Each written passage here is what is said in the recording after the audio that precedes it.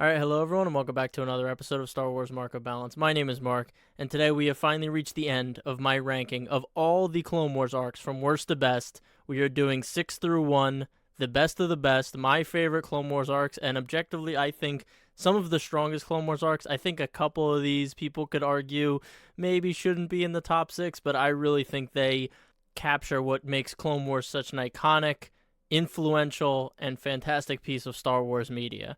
And before I jump into my rankings, I just want to thank you guys for listening, whether you listen to all the parts of this series that I've been doing, or if you're just jumping in on this one because you want to know what the best of the best is, in my opinion.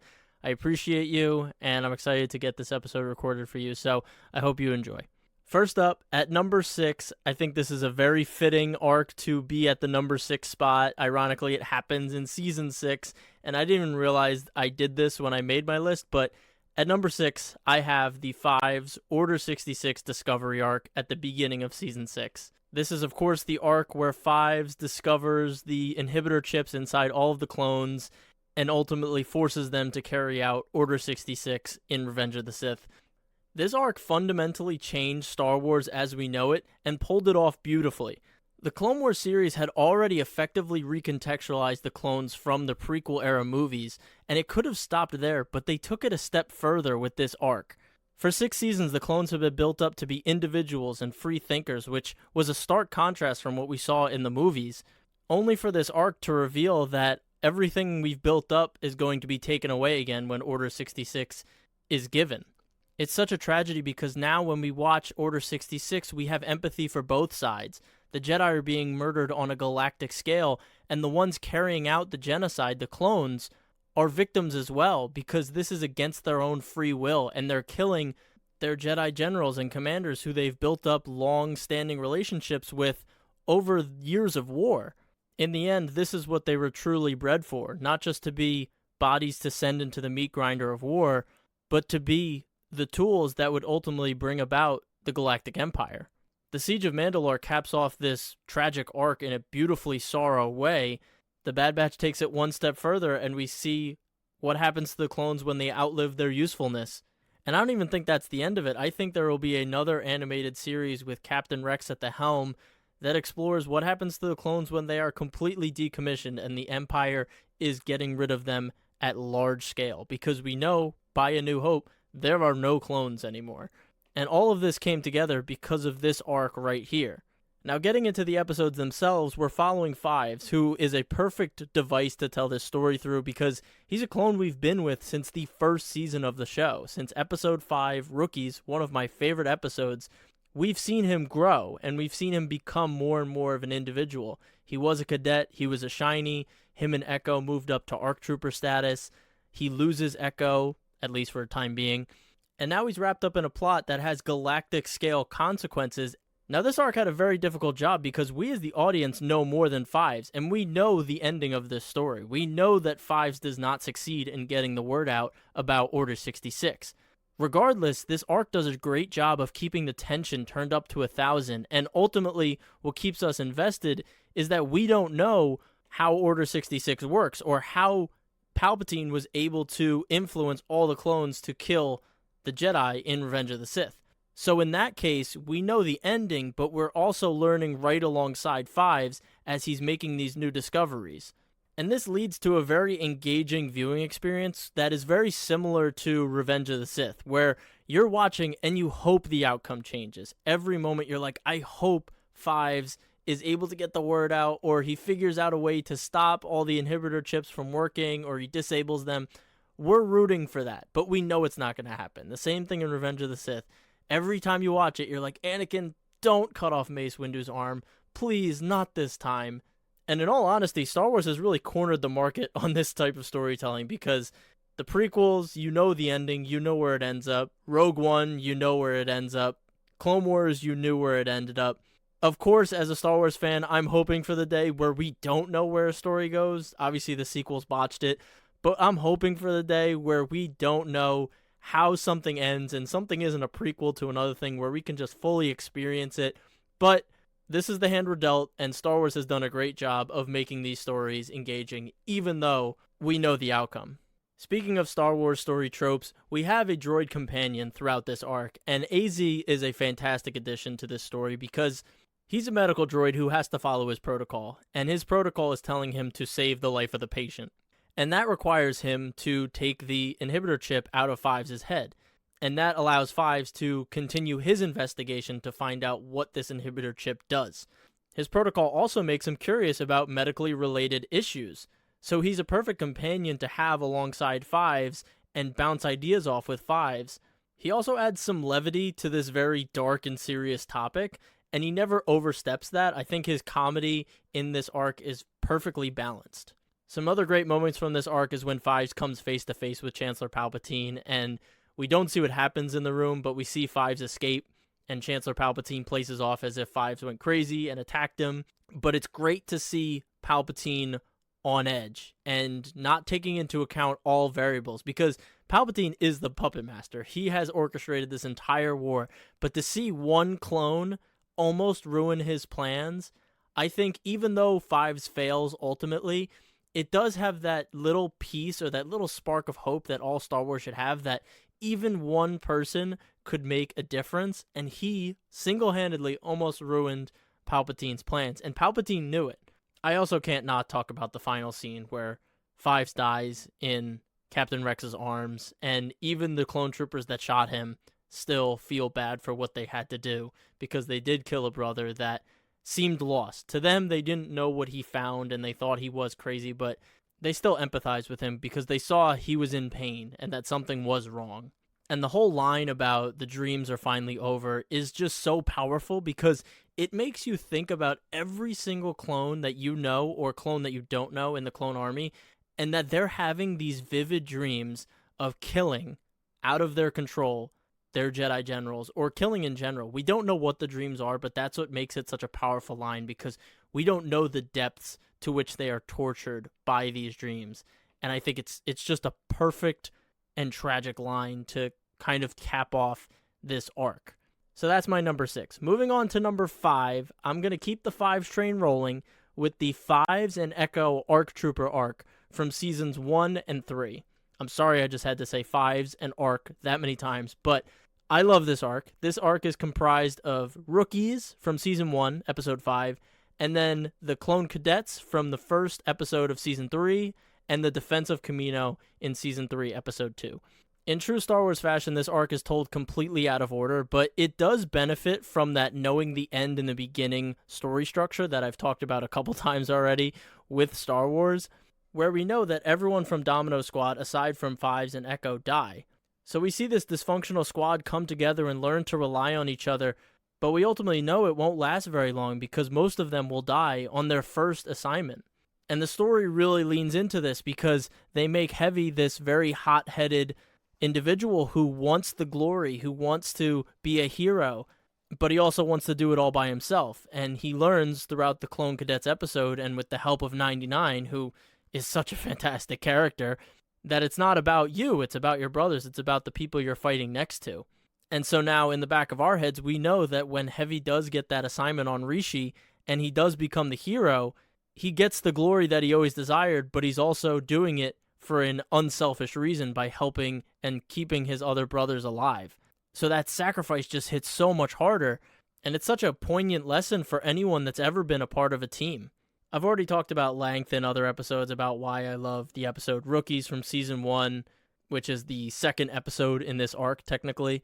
It's just such an awesome action-filled story. It's an underdog story. It's about service and sacrifice. It's about pride and be careful for what you wish for. And it's just very cinematic in the way it's told and shot, and I just love that episode so much.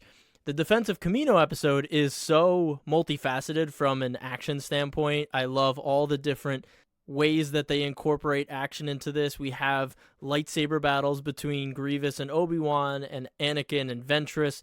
We have clones fighting in the cadet quarters. We have clones fighting in the hangar bays. We have clones in sniping positions overlooking all of the walkways of Taboka City on Kamino. We have really intense images of all the cloning chambers and the cloning tubes falling down and destroying each other. I still remember that image of them crashing into each other and just realizing the loss of life and the loss of this sounds bad, but like resources, like all of those clones that could have been soldiers to fight the Separatists are now destroyed. It's such an awesome action episode, and it also has a lot of great character moments. One that always stands out to me, obviously, is 99 trying to be of help, and people look down on 99 because he is this disfigured clone, and people think he's not useful, but he wants to fight just as much as anyone else, and maybe more than anyone else, and wants to protect his brothers. And it's such a powerful message that everyone has something to contribute, and you shouldn't judge a book by its cover. His death scene is just, it's so sad.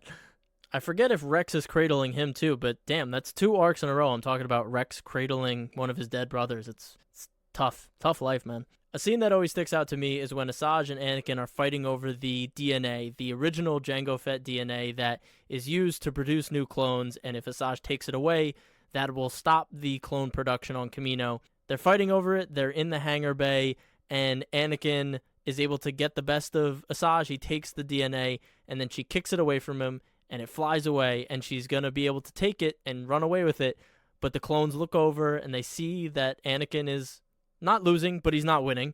And the clones pop into the screen and they catch the DNA right when we think that Asajj is going to take it away from Anakin. And it's such a triumphant stand-up moment because it would have been cheap if Anakin was the one to save the day. I loved that the clones were the ones to save themselves. They took ownership of this moment, and it just makes it hit so hard because this is such a clone-centric arc, and the Jedi were actually supporting characters to the clones who were the main focus. Other than that, I love the designs of the clones in this arc. Obviously, we see Echo and Fives donning their new ARC Trooper paint jobs with Echo's iconic handprint on his chest. But we also have these new, really sick ARC Trooper designs where we have this hybrid of the Phase 3 Clone Trooper and the Phase 2 Clone Trooper helmets. It was the first time they showed them, and it's like the top half is the Phase 2, and then the bottom half is Phase 3, and it just comes together so well. I'll never forget the waist capes that they all had different designs. You know, Colt had like the black and red diagonal pattern, and then one of the other ones who was yellow, he had these white and black diamonds. It was so sick. As a kid, I was like, dude, I want to wear that armor. I want to be an ARC Trooper so bad. I always appreciate new Clone Trooper armor designs. And also, Shaak-Ti has a great presence in this arc where she trains the clone cadets herself. And, you know, she really deserves some spotlight because she has been done dirty in so many different projects from Star Wars. In Force Unleashed, she just gets destroyed by the Secret Apprentice. In Revenge of the Sith, I think she has like 2 or 3 deleted scenes that depict her dying. In the Lego Star Wars game, the first one, she gets like cut into 3 different pieces by Anakin when he turns to the dark side. She's just been dealt bad hands throughout Star Wars, and she just deserved way better. So I like that she was featured prominently in this arc and was a mentor figure to the clones, where Jedi are usually mentors to other Jedi, and here it was cool to see her look out for clones and to see them as life forms and as individuals, not as soldiers like their main drill sergeant does. I love this arc so much. I think it's just vintage Clone Wars. We have the nostalgia of Season 1, Episode 5 rookies. We have the great action across all of the episodes. We have the really great character moments, not just with Heavy, but with 99, and then Fives and Echo, of course, being the driving force and the central characters of all of it. And I think people will think this is too high or that it's not a top 5 Clone Wars arc. But again, I think it just embodies the Clone Wars. It has everything I love about Clone Wars, and it puts the clone in Clone Wars. So there's no better review than that. All right, moving on to number 4, we have the Ahsoka framed arc from Season 5, the original series finale to the Clone Wars when it was first canceled on Cartoon Network. I feel like I already hear the pitchforks coming out. The character-defining arc where Ahsoka leaves the Jedi Order on her own terms and leaves Anakin on the steps of the Jedi Temple. I know, guys, I love it. I get emotional. Ahsoka Leaves as a score is one of my favorite tracks in all of Star Wars. I get it. But the reason this arc doesn't crack the top 3 for me is that for most of the arc, it's relying on a lot of tropes that you would typically see in these fugitive, on-the-run type movies. You know, we see a lot of references to the movie Fugitive, especially when they're in the sewer tunnels and Ahsoka jumps for it, but Anakin tries to stop her. And they have that great conversation, and I promise I'm going to get into all the good stuff, all the reasons why I love this arc and why it's number 4, but I feel like I just have to defend this up front because I think a lot of people have this as maybe their top 1 or 2 arc in all of Clone Wars. I, however, am not the biggest fan of the misunderstanding story trope, which happens a lot throughout this arc, and I get it, that's part of this type of story.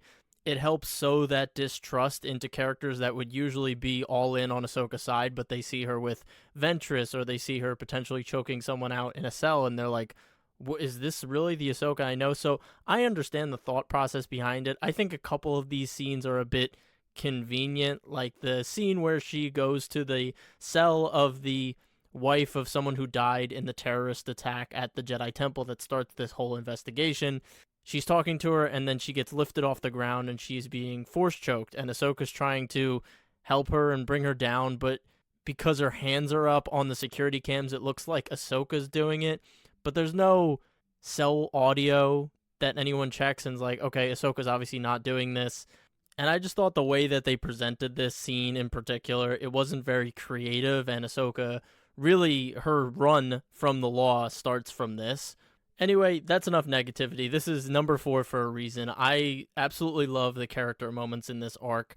As I already mentioned, the sewer scene where Ahsoka is on the ledge and Anakin is pleading for her to bring herself in, and she is defending herself like, if I go in, they're going to blame it all on me. And the voice acting in this scene in particular is so raw and emotional, and I feel different than what we see throughout the Clone Wars. You can really feel Ashley and Matt giving it their all, and the chemistry the two have built over the 5 seasons can really be felt in this scene.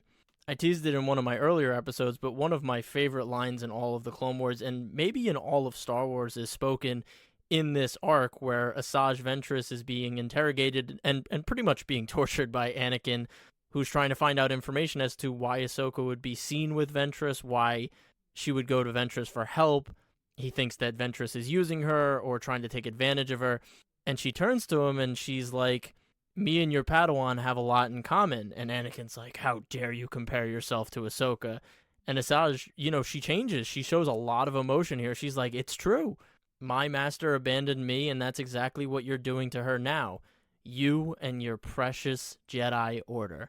It's so cold, it's so on the money, it's really the thesis of the prequel trilogy, how the Jedi Order failed. I get chills every time I watch the scene, even thinking about the scene now. It just blows me away. It's so good, it's so well done. And how can I not talk about the final scene from this arc, an instantly iconic Star Wars moment that I would put up there with any Star Wars moment from the originals, the prequels, any piece of Star Wars media.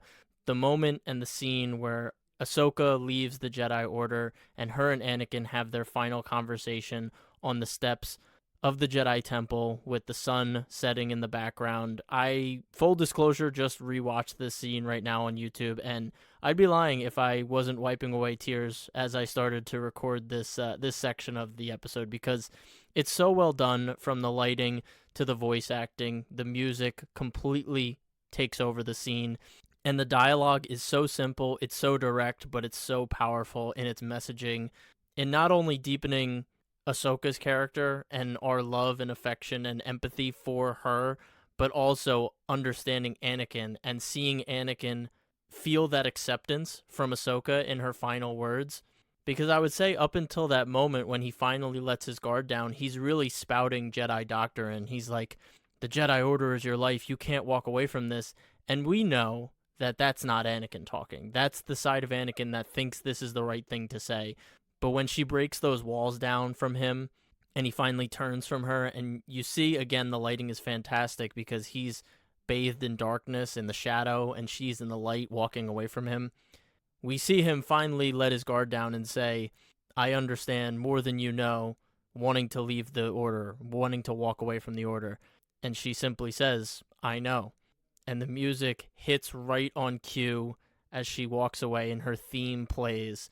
Not only is the reuse of the line, I know, which is a well-known Star Wars line from Empire Strikes Back, where Leia says, I love you to Han before he gets frozen in carbonite, and he simply says, I know, which was both a heartfelt sentiment, but also a very funny and Han Solo-esque thing to say in that moment. there is that recognition between the two characters, but I feel like over time it's become something that you both laugh at and also it's endearing. And in this scene, there is that similar subtext of the understanding of the two characters without saying much. But it's so funny to see that line used in a scene where it'll never be taken in a funny way like it was originally in Empire. But also seeing Anakin's face when she does say I know and seeing his eyes open. And I think in Anakin's mind, he always protected that part of himself, or he at least hid that part of himself from Ahsoka, and he thought he did a good job of doing that. But truly, Ahsoka knew him better than anyone. She knew Padme, she was great friends with Padme, and she obviously knew Anakin like the back of her hand. So it was no surprise to her when he said that, but it was a surprise to him when she responded in that way. I would hate to say that this arc is ranked so highly for me solely because of this last scene, but endings are so important. And Return of the Jedi is my favorite Star Wars movie simply because the ending is so poetic and thematically rich. And it's the same thing here with the ending of this arc. As I said, I love a lot of this arc. It has some of my favorite lines and some of my favorite scenes in Star Wars, but I think it truly comes down to this last scene. It's so emotionally charged. The music, the direction, the lighting, the animation, the voice acting, all of it comes together to create that perfect Star Wars scene. I, of course, have to mention Barriss because she is the one who frames Ahsoka, and I think in the moment it was a twist for me, but rewatching the arc, it's pretty obvious that Barriss was behind it the whole time because she was the only one who truly knew where Ahsoka was at all of these points.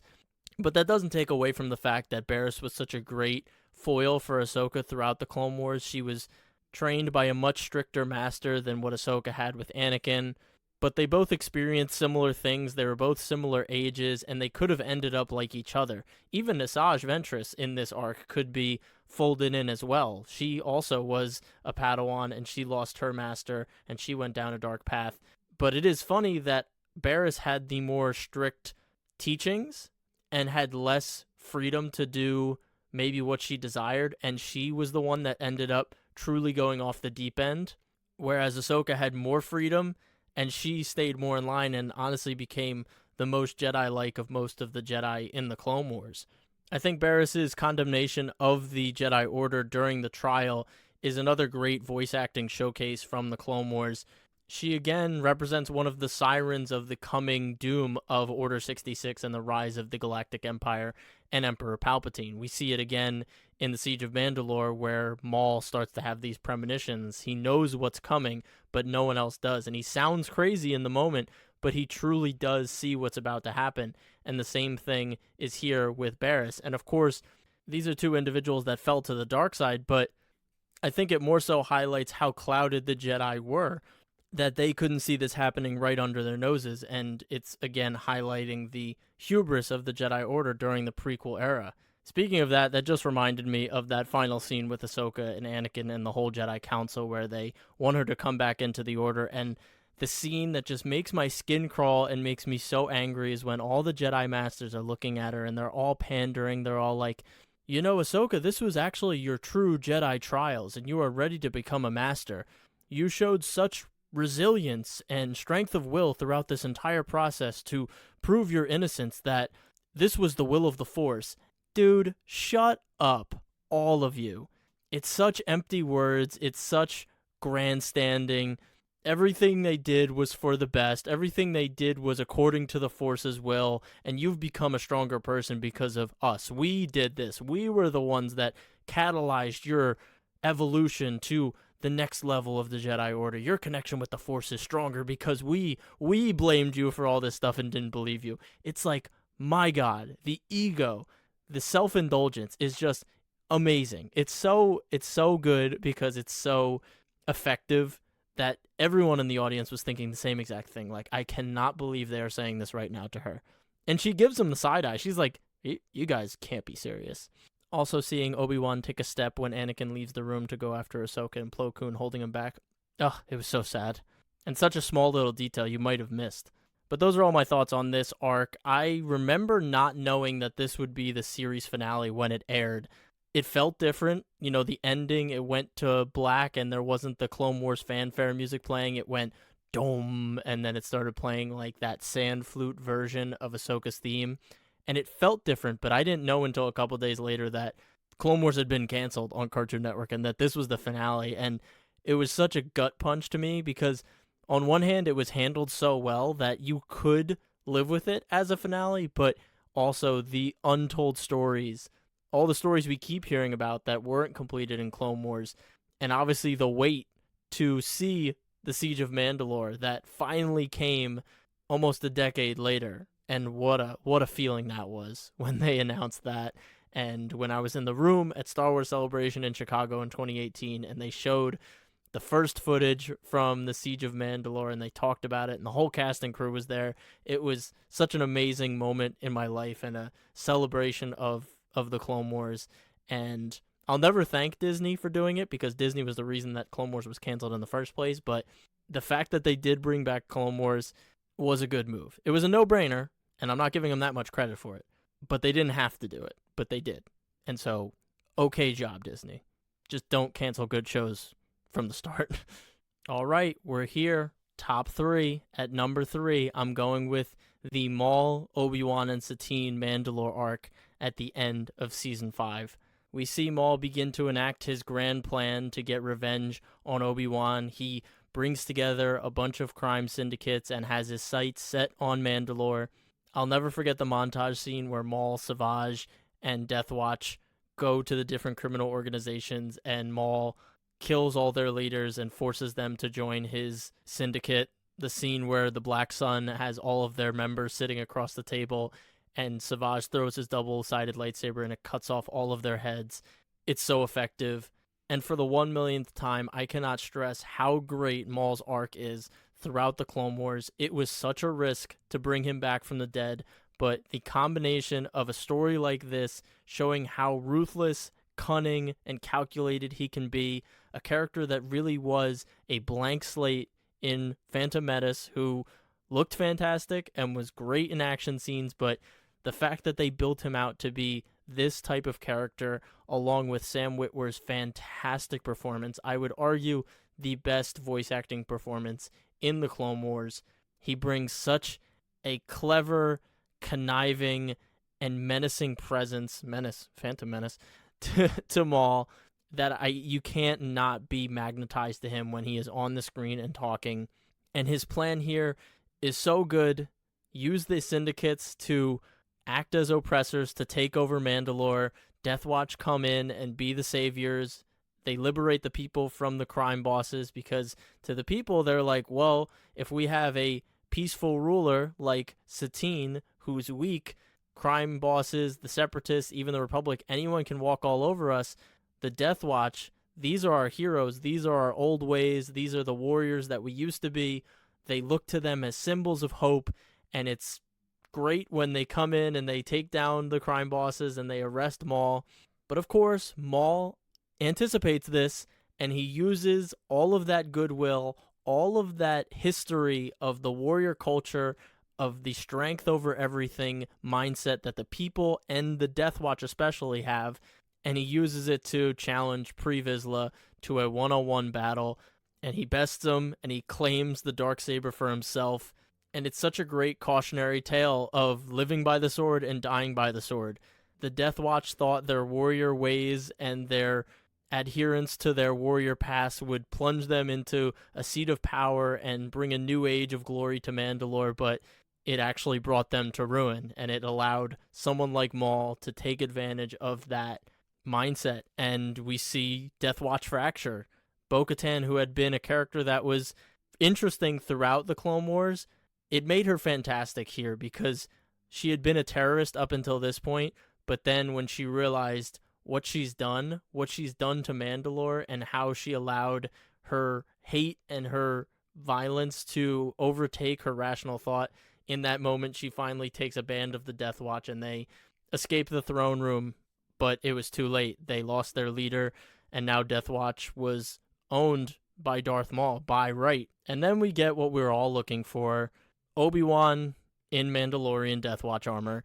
He comes in as the knight in shining armor to come and save Satine because he knows the Jedi can't officially interfere with Mandalorian affairs, but he needs to go to try and save Satine. And he's captured. He almost gets away with it, but he's captured, and we have the scene where Maul kills Satine right before Obi-Wan's eyes. Another tick on Obi-Wan's tragic story in the Star Wars galaxy. He loses everyone he knows and loves, but he always clings to the light side. He never falls into darkness, even though he has every opportunity to. And it makes you love the character even more, because even for all of his faults of being subservient to the council and sometimes not thinking for himself, he always wants to do the right thing, and he's always facing the light side. Qui-Gon would have been so proud of him because he never let loss dictate his decision-making or his life. And of course, losing Satine is such a gut punch because she is one of the best characters to come out of Clone Wars and one of my favorite characters in Star Wars. And seeing Obi-Wan lose the love of his life in his arms, we know that he would have left the Order for her. He openly admits his love for her. And it truly makes you wonder what would have happened if Obi-Wan did leave the Order for her, what his life would have been like on Mandalore as she tried to rule. Would it have ended similar? Would it not have? That's the fun part about theory crafting and what-if stories. The lighting, the animation, the voice acting in this scene is fantastic. The light comes shining in across the broken glass as Obi-Wan looks into her dying eyes. The score is fantastic by Kevin Kiner. And you see Maul sitting in this victory. You know, he wants to inflict the most amount of pain emotionally and physically to Obi-Wan for what he did to him. And this was just about the worst thing he could have done to Obi-Wan. This whole interaction and this whole addition to Obi-Wan and Maul's story in the Clone Wars and eventually in Rebels is so fleshed out. It makes both characters so much more interesting in the films.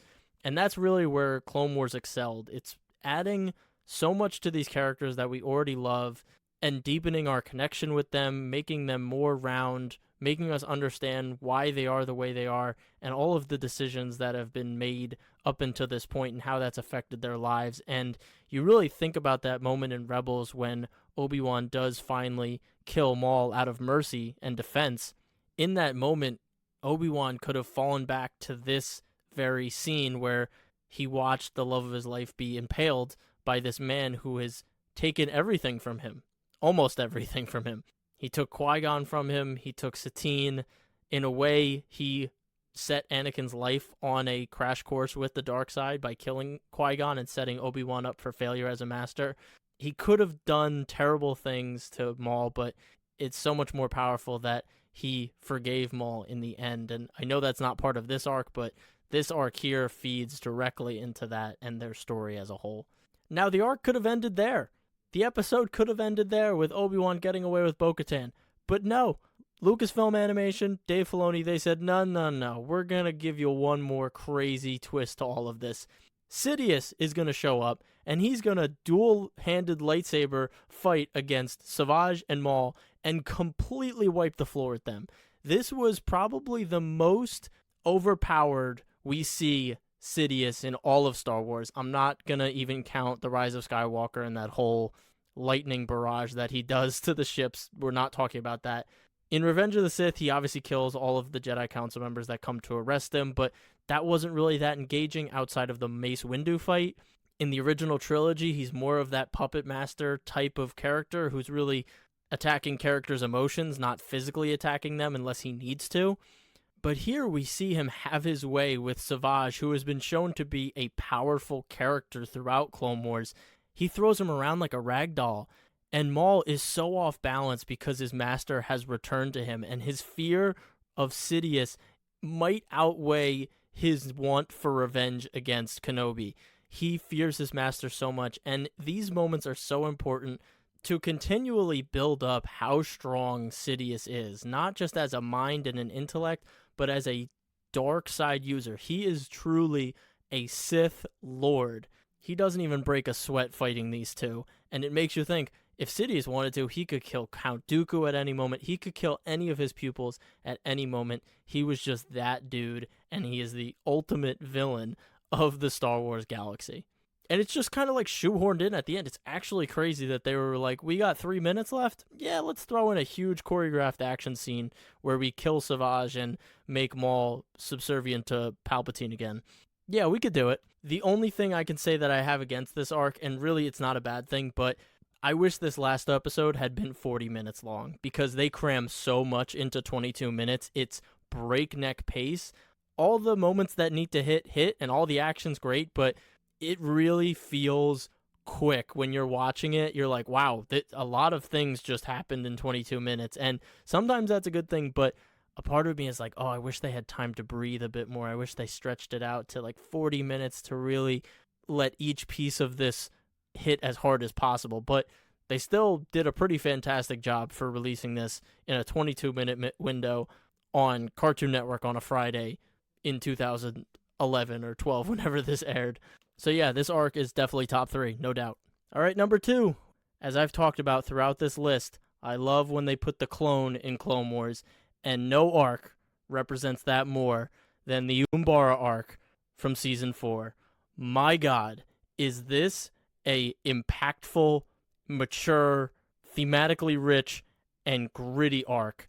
This has been compared to Space Vietnam, and it earns that reputation. The body count in this arc, the amount of clones that we see killed, the amount of Umbarans we see killed, the senseless violence that all of this amounts to in the end, it's so poignant, it's so disheartening, it's so gut-wrenching because it's very much a reflection of our world and the senseless conflicts that have plagued our past and still plague us today. And they do it through Star Wars, and they somehow balance action, loss, some bits of comedy, and brotherhood all together without feeling tonally all over the place. It truly feels like a band of brothers, Saving Private Ryan type movie set in the Star Wars galaxy. And at the center of all of it is Captain Rex and his arc to do something he's never done before, and that's not follow orders. I think I've said this on the podcast before, but this arc is a perfect case study for leadership and what Captain Rex goes through throughout these episodes. You see every step of the way how he's challenged as a leader by not only his superiors, but by his comrades and the people below him. And a good leader should take in all of those different points of view to get a complete picture and move everyone forward effectively. And what's a great heroic arc without a fantastic villain to be pushing our characters to grow and challenge themselves in their beliefs? And General Krell is that villain. He might be the most hated character in Star Wars. I truly believe that. He's abrasive. He has little to no care for the clones. He sees them as numbers. He sees them as assets. His only goal is to complete the mission, and if he has to throw 1,000,000 clones into the meat grinder, he will, and he does, here on Umbara. And he's the perfect challenge for Captain Rex, because Captain Rex puts his brothers among everyone else throughout the series, but when he's faced with someone who carelessly loses clone troopers and Rex's brothers, but is a superior to Rex, that challenges Rex's belief system, and that forces him to change as a character. And he's not alone in this, as any great leader knows you need great people around you, and Fives and Hardcase and a bunch of the other clones in his squad consistently oppose Krell's orders, and Rex continues to go along with them because it's so ingrained in his mind to follow orders. And these tense conversations that are had on the battlefield between clones, where some people are in favor of following the orders because he is a superior, others are completely against it because they know it's a bad plan, and then Rex has to toe that line in the middle where he has to keep his soldiers in line, but he also understands that the orders are ridiculous and are going to get a lot of people killed. The whole arc of the clones in this series is finding their individuality. So seeing them explore that idea on the battlefield, on a planet that means nothing, against the people who are simply defending their home, they're part of the Separatists, but the Jedi and the Republic invade this planet because they are Separatists, and that's really it. And I think at the beginning of this arc, we're like, yeah, cool, action. And as we go on, we're kind of like, wait, why are we fighting these people? Is it only because they're Separatists? And it makes you rethink the entire Republic war machine, where this is probably happening across the galaxy, where the Republic are just invading planets because of their political allegiance, and they're causing more death than if they just let the world secede. Of course, the Separatists are led by Count Dooku, and there is nefarious purpose behind the higher-ups, but the people on the ground, as we see, like Lux Bonteri, are just people who chose a political system that differs from the Republic. So on a broader scale, this makes the Republic look really bad, and almost like the villains, because we aren't fighting droids here, we're fighting people. There's so much to touch on in this arc, but I do want to be brief. So obviously the action is fantastic. I think the animation and the lighting in this arc is top tier. I think it's probably the best lit Star Wars arc outside of the Siege of Mandalore, which had the upgraded animation style. But the lighting here with the glow-in-the-dark environments, the consistent darkness, and the super high fluorescent neon Umbaran technology, all of it is so cool and adds to the bleak nature of the subject matter of this arc. And when we do have that bombshell drop that Krell is purposely getting clones killed, and he sends the 501st to fight the 212th and says that the Umbarans have taken their uniforms, and we see clones killing each other in the darkness and them realizing they just killed their brothers for nothing, is one of the most vile and evil things that a villain has done in Star Wars. The aftermath of this battle where the clones line up and take their sunbonnets off and they look at each other in the eyes and the wind is just taken out of you. This is literally a living hell. This is their worst nightmare come to pass. And the creators had to just add an extra punch in the face where I think it's Waxer, one of them, Waxer or Boyle, is killed in this crossfire. And we see the little girl from Ryloth on the armor. And they didn't have to do that, but they did it, and they made the whole scene even sadder, and it makes you want to absolutely destroy Krell, and that's what the clones at least try to do. They all get together, the 212th and the 501st. We have the epic scene where Rex and all the clones are walking towards the camera, and Rex puts his helmet on, and they're all going to arrest Krell. Obviously, it goes terribly. Krell kills so many clones, and it's so sad to watch them just kind of get tossed around and stabbed and cut in half. But they finally subdue him, and clones like Dogma, who, pretty on-the-nose name there, Dave and team, but Dogma is the one who wanted to follow all of his orders. You know, he's the superior, we follow orders, we're clones, we're soldiers, no questions asked. And seeing Dogma come face-to-face with that realization that he followed the orders and was defending a man who didn't care about him and got his brothers killed, his face flushes, and he is the one that ends up shooting and killing Krell from the guilt that he had. And it's one big cautionary tale of following orders. You know, how far is the line? When do you stop following orders? When do you start thinking for yourself? It's all really effective storytelling and themes that is made more palatable because it's set in the Star Wars galaxy, as opposed to turning on a Nazi documentary and watching indoctrination of the Hitler Youth or SS officers and all of this other stuff that is essentially the same thing. Following orders no matter what. I know I skipped over the whole Fives, hard case, sacrifice, them blowing up the ship against the orders of Krell and them having to court-martial them, and Krell says, oh, just dispose of them, just firing line them, and the clones drop their guns, they don't do it, they think for themselves, and they go against Krell. All of that's obviously very compelling, but I had to kind of condense this. But yeah, this is a fantastic character study of Rex, a fantastic war story set in the Star Wars galaxy. It's brutal, it's gritty, it's gut punch after gut punch, and I love it for that, and that's why it's at my number 2 spot.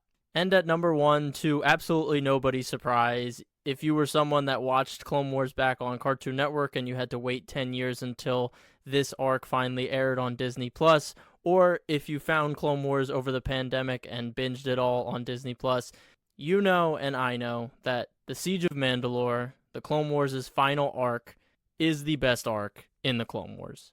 The hype around this arc was unmatched. It was talked about for years. We had seen concept art. We had seen incomplete animations. And when it finally did air, we all knew that this was something different. This was a whole new level for the Clone Wars. The presentation of the episodes was completely different.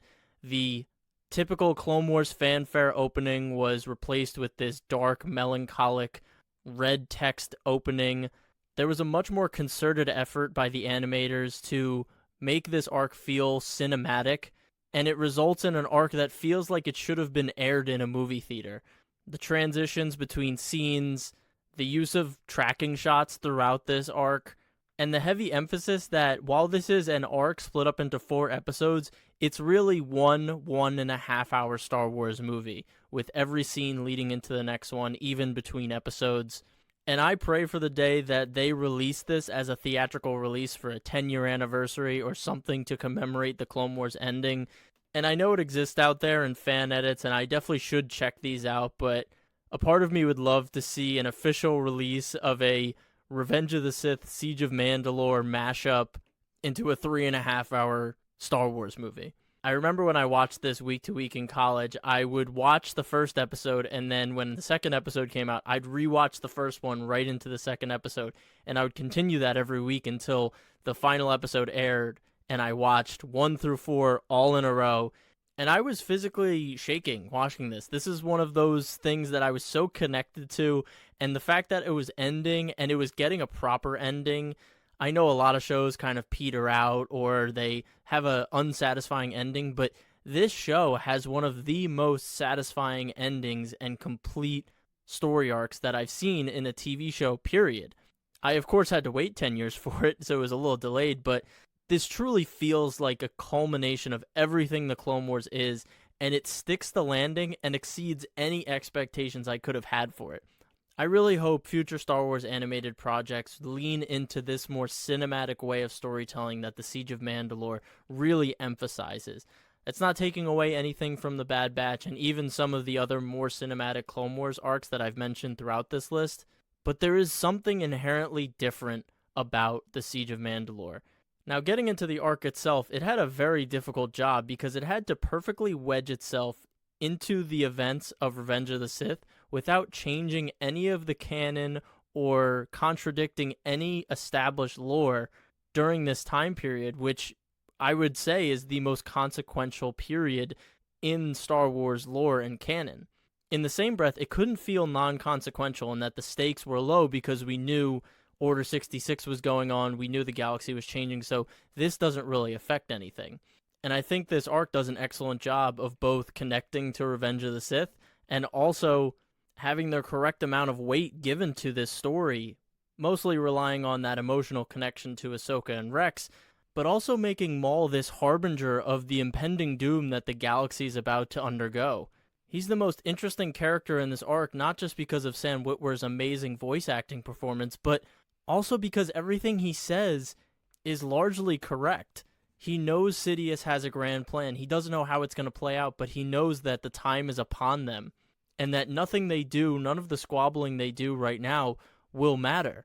And being able to see Ahsoka's reaction to his claims that Anakin is the key to everything or Anakin is being groomed to be a Sith Lord's apprentice is both a fascinating twist from a larger Star Wars galaxy perspective that Maul was privy to what was about to happen, but also heartbreaking because we're in the same boat as Ahsoka. When we watched Revenge of the Sith, obviously we knew Anakin was going to turn to the dark side, but we didn't know how he would be seduced, and we didn't want it to be true. We didn't want to see it happen. The arc does an excellent job of making Maul this ticking time bomb that every second passing, his truth becomes more known to our characters, and in the end, when he's dangling from the gunships, when he's all tied up and he's screaming, he's like, "We're all gonna die, you're all gonna die." You feel it, the audience feels it, and you can see in Ahsoka's expression that she's starting to believe it too. Maybe not to a full extent, but she does look up into the sky after he says all this, and she does think about it. She does ponder on it. She must be sensing something changing because at this point, we know that Sidious is actively trying to seduce Anakin to the dark side, whether it's the scene with them in Palpatine's office and he's saying, through me, you can learn the ways of the dark side, or even when he's at the play and he's giving the Darth Plagueis speech. All of this because of Ahsoka's attachment to Anakin. She's probably feeling him drifting, but she isn't saying it out loud. She's very stoic at this point in Clone Wars, so she doesn't speak a lot, but her expression and Ashley Eckstein's performance says it all. Speaking of Ahsoka and Anakin's connection, in one of the initial scenes of this arc, we see Anakin give Ahsoka back her lightsabers. He changes them to blue. It's such a Ahsoka-Anakin type exchange, and we see Ahsoka again feeling very hesitant, feeling maybe a bit awkward about this situation like Anakin is, But you see Anakin just knows how to get through to her and how to break down her walls and make her smile. It's really that moment where she smiles, and I absolutely love when Rex shows Ahsoka what they've done to their helmets. They paint their helmets in honor of her, and we get the scenes where the clones are saluting her as she walks by. So even though she left the Order, she still put in time, and she was right alongside them during their battles in the Clone Wars. She was a sister to them. And this was the scene they showed at the Star Wars Celebration panel that I was able to go to before this all came out. This was the scene that they had shown to us, and I was just like, there's no way this is happening. Like, there's no way that they're doing this well with just one scene. I cannot wait for the whole arc. And then the arc came out, and it did that for an hour and a half straight. Then when the Order 66 scene finally drops, and we see the angle behind Rex where he drops his helmet and he's shaking and he starts to cry, it shows how deeply he has a connection to Ahsoka that maybe the other Jedi generals didn't have with their clones. They were close, but never this close, because he is fighting it to a degree. In the end, he does lose and he does fire on her, but that connection just runs so deep from that first scene in the Clone Wars movie where they walk along the battlements and Ahsoka's like, oh, I'm a Padawan, so that makes me a commander, so technically I outrank you. And then Rex is like, experience outranks everything, kid. And just to see that evolution from that to this is just insane. It's not anything I would have expected, but truly the main characters of the Clone Wars series were Ahsoka and Rex. They were the two new characters, and their stories were completely fleshed out. Anakin and Obi-Wan, we got more insight into them as characters, but truly the essence of the Clone Wars was seen through Ahsoka and Rex's eyes. Rex giving the clone perspective, and then Ahsoka giving the Jedi perspective. And I don't want to say I didn't realize it, but I think the arc in the end really emphasizes that point and really drilled it home for me. Obviously, the action throughout all of it is fantastic. We have the clones versus Mandalorians. We have Ahsoka and Maul having this duel that was based on mocap done by actors. Even Ray Park came back to do the mocap for Maul, so that's why the animation and the choreography looks so fluid. When Order 66 does finally come down and Maul escapes and he kills all the clones in that hallway just using the Force, insanity. And then Ahsoka and Rex fighting Jesse and the remaining clones in the hangar. Clones that just 2 hours ago were best friends with Ahsoka and Rex, and now they're firing upon them. And it makes it so much worse that they're wearing helmets that are dedicated to Ahsoka, and now they're firing at her. And the whole scene is just exhausting. You know, they're giving it their all. Ahsoka's trying to catch Maul as he's leaving. Rex is like, it's not worth it, let him go. She's getting shot in the shoulder. Rex is getting shot. They're trying to find any way off the ship as it's literally crashing into the nearby planet. It's just chaos, and when they finally do get off, you have this sigh of relief that they made it out. Unfortunately, some of that tension is lost because we ultimately know that Rex and Ahsoka survived because of Rebels, but if this show had aired how it was supposed to be and Rebels came out after it, then we really wouldn't have known if Ahsoka and Rex were going to survive this, and we would have been on the edge of our seats, we would have been sweating, and when they made it out, it would have been an even bigger sigh of relief. And then we get the final heartbreakingly beautiful scene where Ahsoka and Rex bury all of the clones that had just been firing upon them because they knew that it wasn't their choice. They were the ultimate casualty of this war. They were taken advantage of as soldiers, and they were used to further an evil power's plan, and they would never receive the heroic honor that they had earned for all of their service and sacrifice throughout the war. And Ahsoka and Rex know that. They know that the clones are now going to be the scapegoats for everything that's going on. The Empire rising, all the Jedi dying. They know that the clones, for everything that they gave, they won't get any thanks. So their last gesture to them, even though they were just shooting at them, was to bury them and put their helmets on top of each of their gravestones. And it's so powerful. We see Ahsoka throw away her lightsaber. And my God, that music from Kevin Kiner, Burying the Dead, this beautiful piano that we don't typically hear in Star Wars tracks, accented by this Blade Runner-esque soundscape of synths and deep bass-forward sounds. that signal this dystopian future that the Star Wars galaxy is being thrust into. It's such an interesting choice he makes, and he continues it in Bad Batch, but it inherently makes sense to us when we hear it. It's that soundscape that we imagine when it's emptiness, it's hollow, it's full of death and despair. It's sad, but it's also beautiful in a very weird way, because in there is that spark of hope that all Star Wars has. Look, I could probably do a whole dissertation on this arc, and I'll probably kick myself after I'm done recording because I forgot to mention this one thing I loved about it, but I think you guys get the point, and I think you all probably agree that this is the best arc from the Clone Wars, and I just want to see more Star Wars like this, that knows what it is, that executes Star Wars to the highest level, adds new original ideas, has excellent music, has that spark of hope that all Star Wars needs, even in the bleak nature of it, and is Shakespearean in the end. That space opera feel is present. And that's definitely on display here with this tragic ending arc to the Clone Wars. So that about does it for today's episode. Thank you guys so much for listening to this episode. It's my longest one of this series of ranking all the Clone Wars arcs, but it needed to be. It deserved it because all of these arcs are my favorite. I have so much to say about them. I could do whole episodes on each of these, and maybe one day I will. But for now, I'll leave it at this. I hope you guys enjoyed this entire series. If you've listened to all the episodes, a couple of the episodes, or just this one, it means a lot to me. This show means a lot to me. It's meant a lot to me. I watched it every week growing up. I've rewatched it 6 times or 7 times, and I can't wait to show my kids it, and I hope Star Wars' future is full of projects like this. So if you've enjoyed this, please leave a rating on whatever streaming platform you're listening to this on. If you want to get updates on the podcast, follow me on Instagram at @star_wars_mark of balance. I have a big announcement coming up, some really exciting stuff for the 4-year anniversary of the podcast. Crazy to say, but definitely tune in for all that. And as always, stay safe, stay healthy, and may the Force be with you. Peace.